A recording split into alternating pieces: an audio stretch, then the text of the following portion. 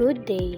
May pinapagawa sa amin ang aming instructor na si Sir Parts tungkol sa aming dream board after 5 years from now. Sa nakikita nyo, nagupit-kupit ako ng mga litrato at idinikit ko sa neon paper para may konting design naman para hindi boring tingnan ang aking ginawa.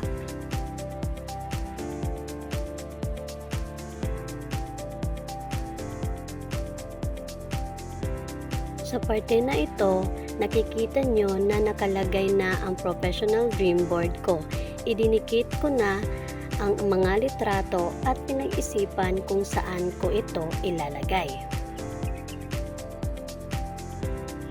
So, ito na ang ginawa kong dream board ko. Sa ngayon, ipapaliwanag ko kung ano-ano ito. Una, hindi ito mabubuo kung walang career.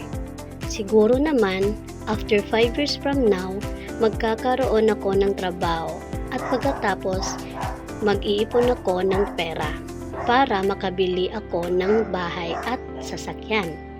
Pangarap ko ang magkaroon ng sariling bahay at sasakyan dahil gusto kong komportable ang aking pamilya in the future. Tapos, pangarap ko din ang mag-travel.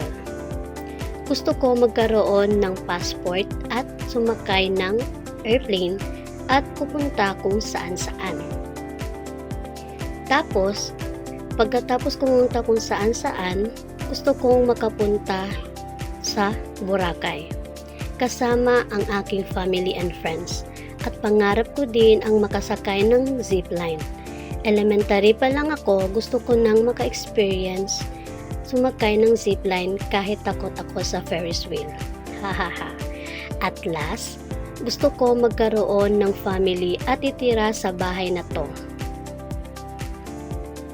Dahil alam ko balang araw dadating tayo sa sitwasyon na ito at magkaroon ng sariling pamilya.